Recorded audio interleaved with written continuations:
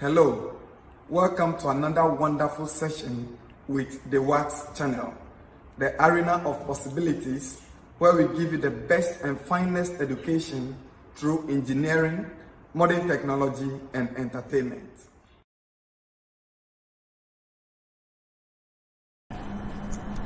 Another wonderful session, Photoshop 2020 version. Okay, in our earlier video, we looked at how to create shapes using Photoshop, how to change colors of shapes and draw different types of shapes. In this tutorial, we are coming to look at how to make your background a layer and make some change or effects to the background so it could look presentable and nice enough. So as usual, we click on File and New, or you just go to Create New for a new sheet to come. This time around, I want to work on A4 sheet, or let me just customize my sheet. Yes, so I want to use okay, let me change my unit. You know how to change unit. You click here, you change your unit. Let me change it to inches. So I click inches.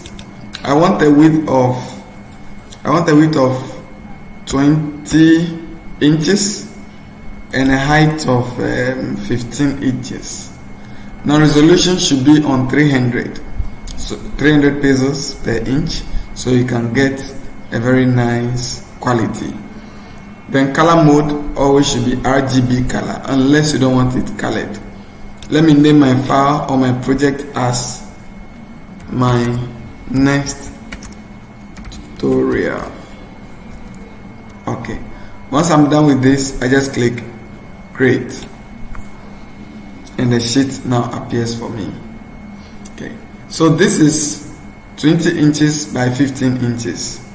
Now in our earlier videos, we learned how to plot various shapes on a particular background or a sheet. Today we are coming to learn how to convert this background into a layer and then work on it accordingly. First of all, when you go to the left, you realize that we said this is where the layers will be displayed. So we have the background, which is the white we are seeing here, and any other thing we'll do on this sheet will appear on the layers. Now let's do a little revision. We right click this shape tool, we just right click it and we got different shapes. Then we drawn some tools like the rectangle tool. We click and drag. I just click this arrow to hide this property for the meantime. Okay, so let me now draw a circle or ellipse. Okay, let me go there again. Choose a rounded rectangle. Now mind you, rounded rectangle is a rectangle which does not have the corners as sharp as 90 degrees. So it is filleted in a way, very small filleting should be applied to a rounded rectangle. Now when drawing a rounded rectangle, this is what you see. So you click drag and you realize that the corners are not curvy as we want them. When you come to the property, you see this is what defines the curves. So changing one of them will automatically apply for all. So I'm changing this one to, let's make it 70, and this is what you see. 70 to me is still not enough. I'm making it 150 now because I want you to see the effect of changing this. So 250, and this is what we have. Okay, let me draw my last shape, which is the polygon tool. Polygon, let me choose a 6-sided polygon. Okay, so our hexagon is ready. I click and I drag. These are various shapes we have been able to draw with Adobe Photoshop. Now to change colors, we looked at different ways of changing the colors, so I'm not going to delay in this, but I'm just changing my colors to this to blue. Control backspace, this to green, control backspace. This, let me use a different method to change this one. I double click on this and change my color. Okay, let me use yeah, okay. Then this one, let me double click on it here and use yeah, this is fine. These are various shapes we've been able to draw in Photoshop. Now the background itself, it's still white. However, when you click on the background, or even when you go here, it does not really show the transformation controls. It means the background is not yet a layer. So converting the background into a layer is very simple. Just have to come to the layer area and double click on it. Just double click on the background, not on the name, but at this free space. Double click and it will tell you what is the name of your layer. Well, I can maintain layer 0 or just change it to background, but it is still a layer. Background. Once I click OK, you realize that now we have the transformation controls. It means we can now effect changes to our background so easily and simply as we've been doing. However, in change, because it is still a background, in changing colors for the background, you don't always go here. It will not work easily for you. So just double click on it and use the color overlay. The color overlay. Or you use this other method we have been using here. Click, select the color that you want as background and accept it. Then you press, once that color is at the down here, just press Control backspace and it will fill the background for you. Now, let us now go into a little advance in this. We can change and add more effect to any of these shapes and the background as well. Okay, so let me click on this first one, the blue rectangle, and then go to this area and double click on it, or you can go here in order to select the layer style.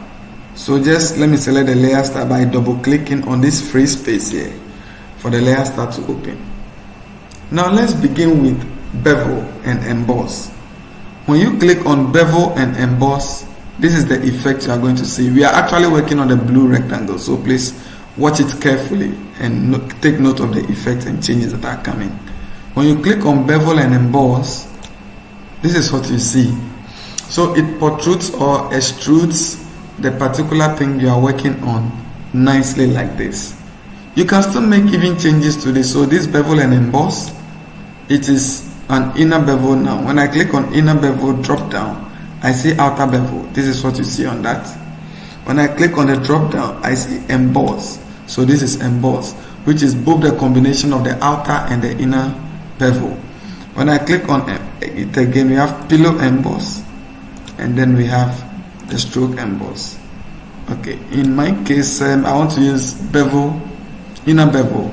So I click on inner bevel. Look at the technique. It is a hard chisel or chisel hard. That's why you are seeing it this way. When I click on it, I can still see smooth. So the bevel is there, but it's very smooth. I can also click on soft chisel and we have this. I want to use hard chisel. Yeah. Now this is the depth. So you can actually reduce the depth of extrusion. I maintain it at 1000%. This direction, okay, up and down direction, you can see. Now the size of extrusion too can be changed at this point. So just one rectangle, you can apply all these changes to one rectangle at the bevel and emboss section.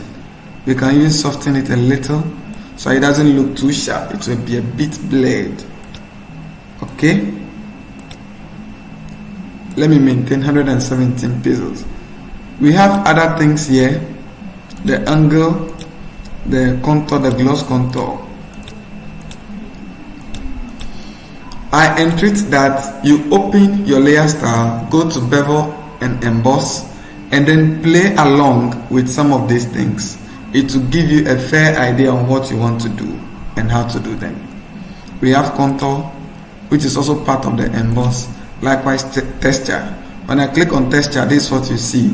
I can still change my textures by clicking on this drop down. Select, and because of the version I'm using, I have to select what I want from here. Or if I want grass, yeah, make this way. Yeah. So this is bevel and emboss. I want to uncheck my texture, so I just click here. Texture is no more there. I want to uncheck my contour. I click here, and contour is no more there. Okay. Now let's go to stroke. Stroke is just an outline of your shape or your text or anything you are doing, an outline. Realize that there's no outline color here. However, when I click on stroke, it gives me an outline color. Now this is red because I have it red over here. So I'll click on the color and change it to the color I want.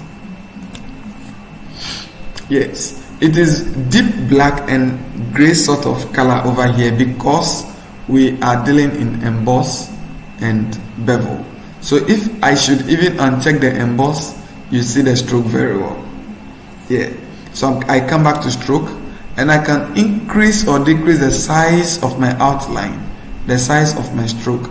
I can increase or decrease it using this area.